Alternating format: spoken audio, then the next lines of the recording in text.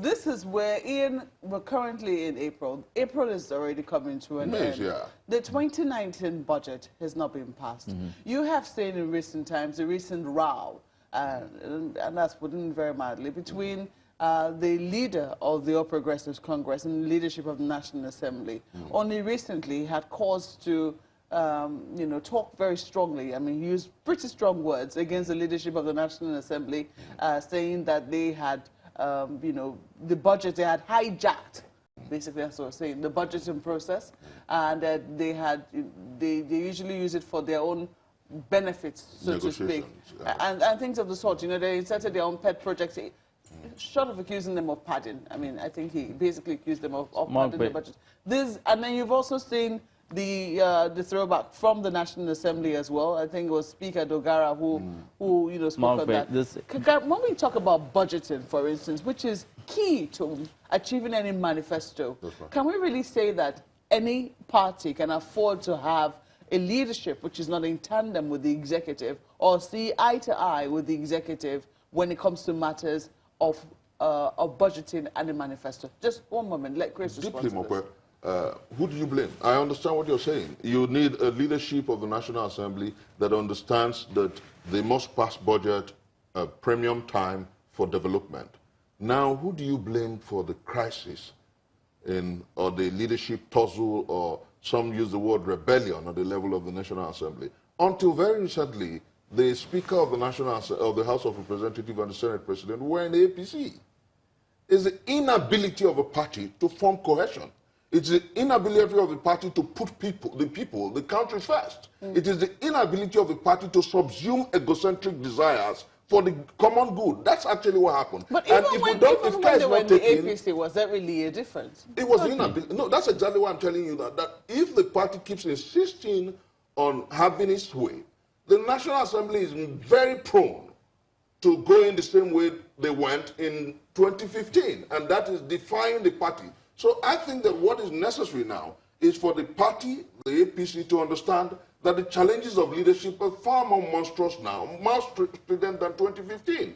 And then to understand that they must negotiate and engage with the other elected members to elect leaders that they will work perfectly with. If you continue to say it must be APC, it must be this candidate, then you're going to have a problem. That was what happened in 2015. Chris, so I think that party must understand, approach the APC must understand that the challenges before them is that of engagement and dialogue, lobbying, more than telling us that you have a majority in both houses and you must have your way. Well, but Mark, that is exactly what I told him earlier, that there's a different approach at the moment, because we saw the mistake that was made in 2015.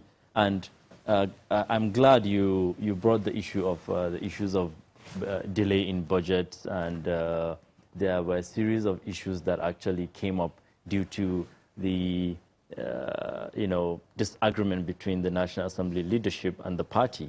It has a negative effect on Nigerians and also the leader governance in the country.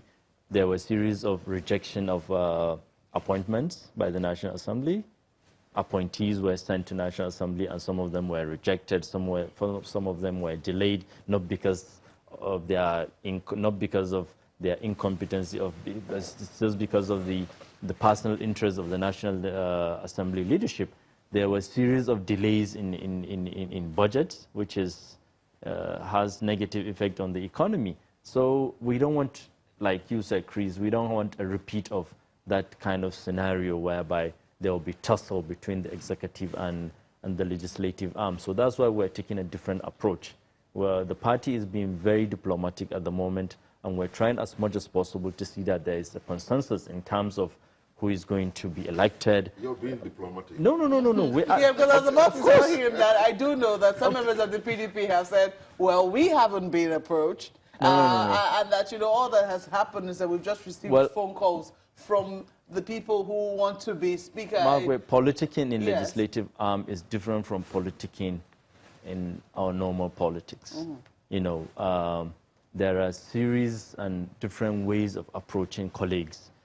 If a colleague is from another party, and I'm from APC, I will know how to approach him to get his support.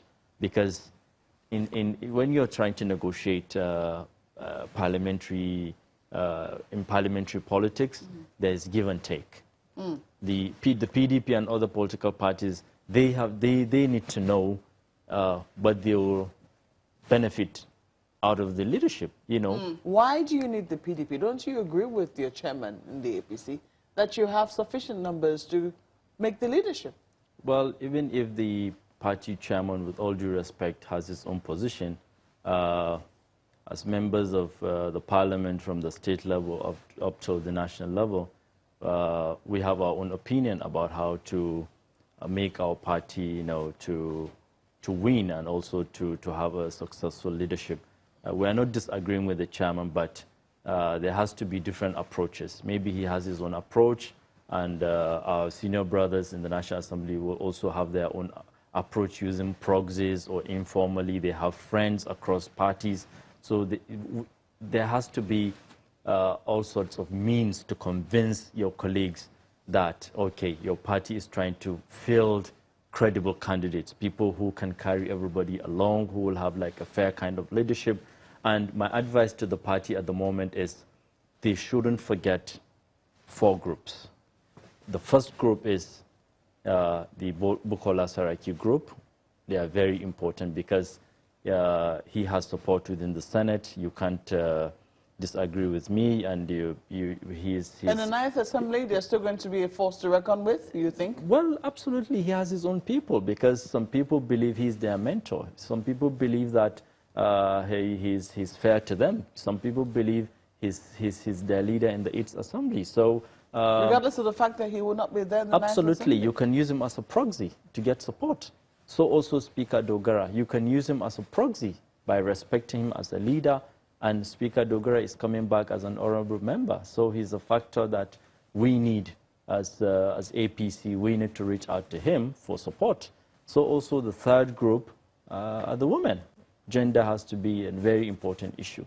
There's a group of women which, whether they are small in number or they are large in number, you have to reach out to them to show them that there will be inclusiveness of gender. There will be like a kind of, impartiality in terms of, inclusiveness in governance. So gender is an issue. Bukola Saraki group is very important to reach out to, and also Dogara group is very important. The last group is former presiding officers. Yes, they are very important in decision when it comes to parliamentary leadership, especially in Nigeria.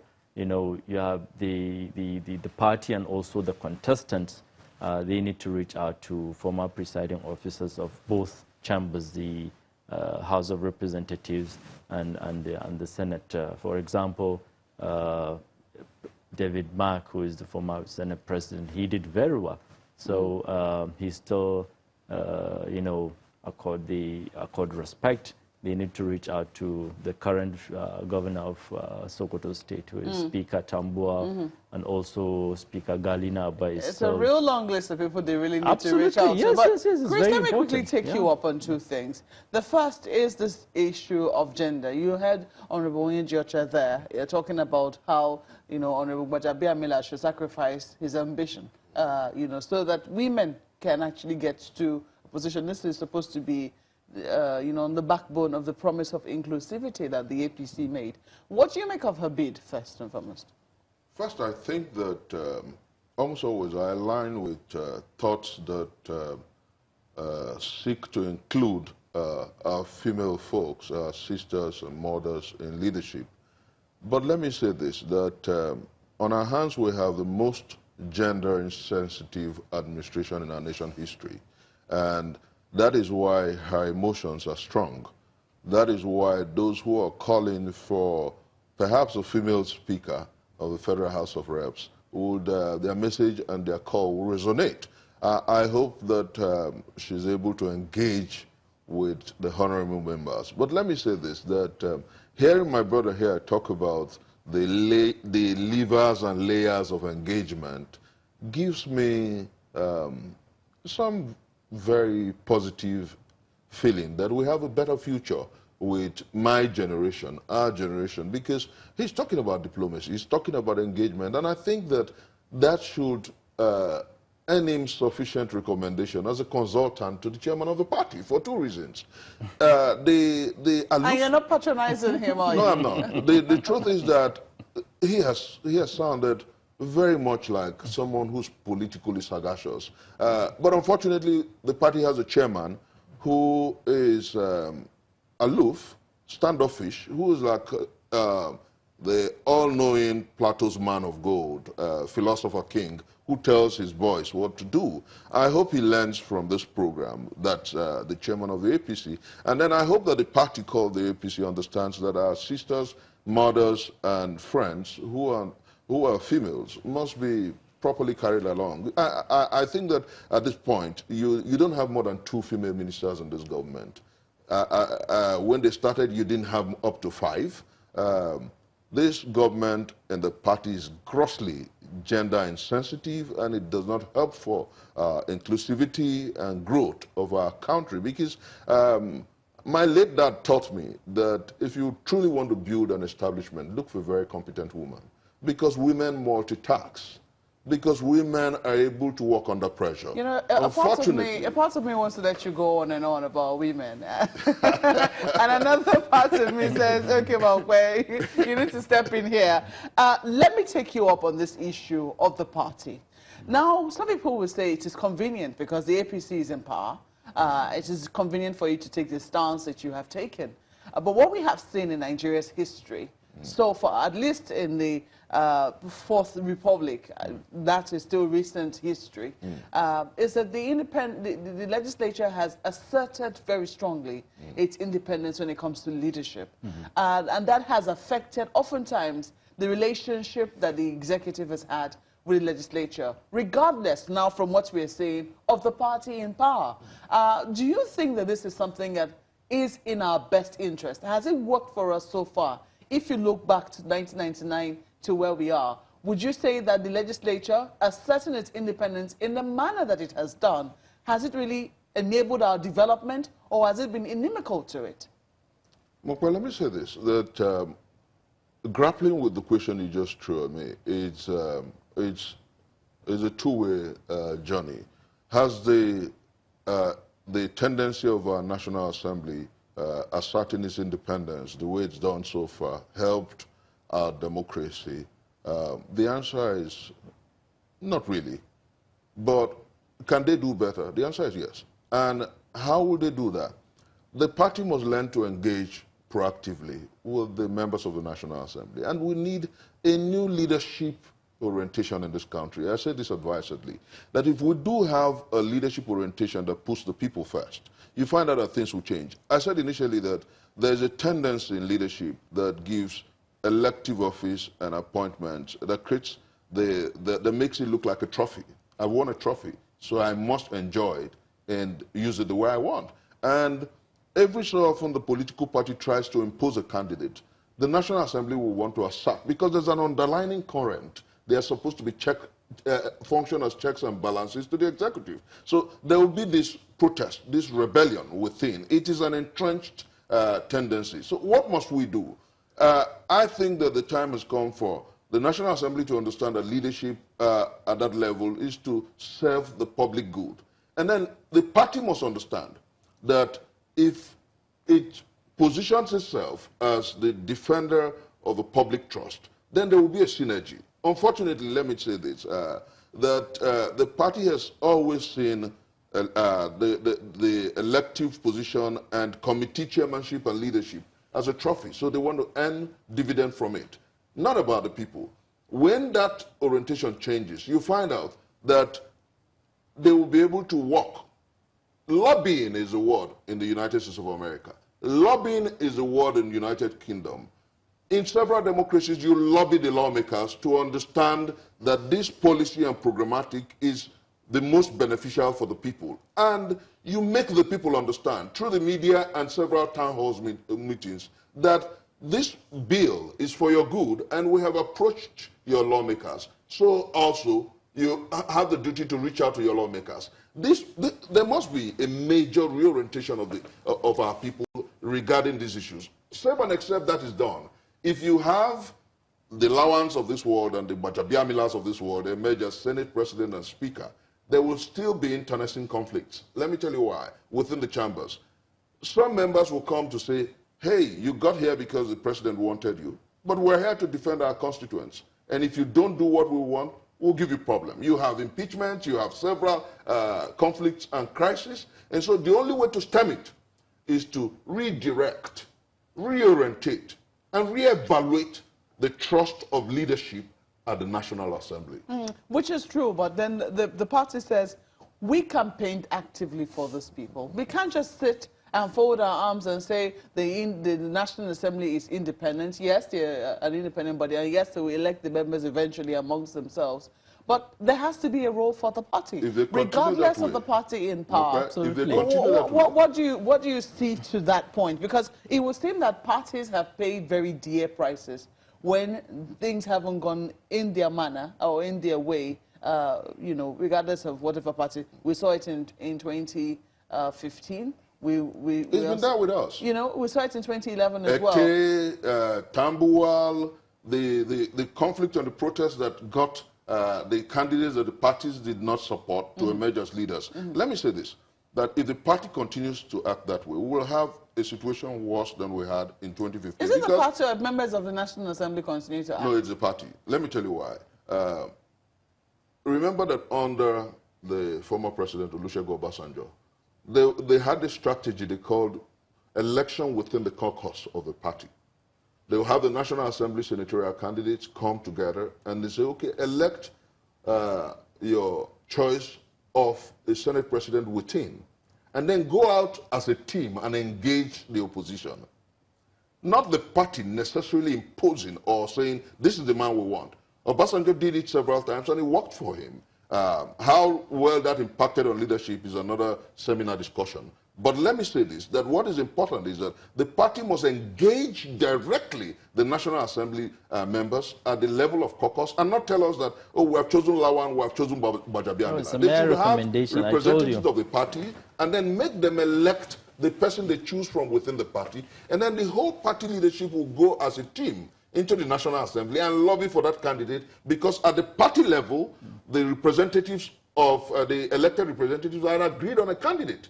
But here what you have is the party says it has to be Lawan, the party says it has to be Bajabiamila, and the members are saying no. But didn't we see that election in the last, in 2015? No, they didn't do that. That mock election that was done, I want to call it, not mock in that, but you know, something like an exam before the real election, so to speak, where Honorable Bajabiamila emerged and Honorable Lawan emerged in the mock elections of the party done within the caucus. No, the party that's what I'm trying to tell you. Same was done in 2015. That they were not properly informed about that, and so many of them were not there. What you have to do is programmatically pursue it.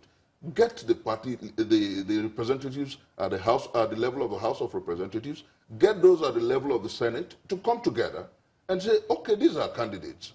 About 4 at the level of the Senate and about 3 at the level of the House of Representatives.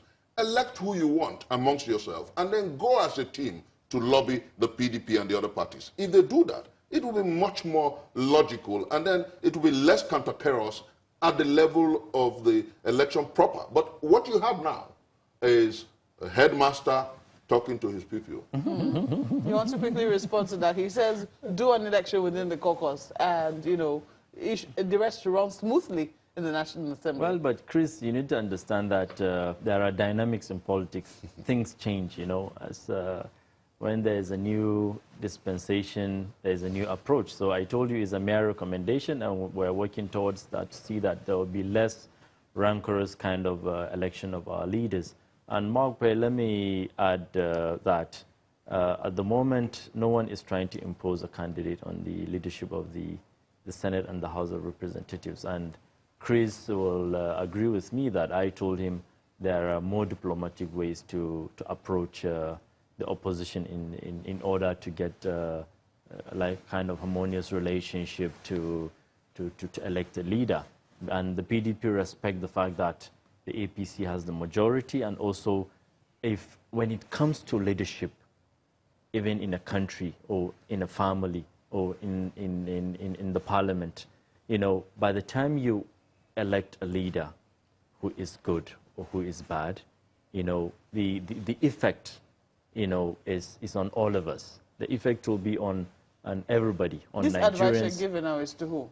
Well, I'm just telling Chris that what we're trying to do is we're trying to select or elect a leadership that will be for the good of the country and the National Assembly as a whole. To the national chairman. Well, but you are a Nigerian. It will affect you, you know. And irrespective of party affiliations, yes, we all need to come together. That's why my strong advice to those contesting for these elections and also the party, APC, they need to also bring people to close in making decisions. As Chris was saying, the problem with the National Assembly at the moment and also the state assemblies is the issue of negative perception.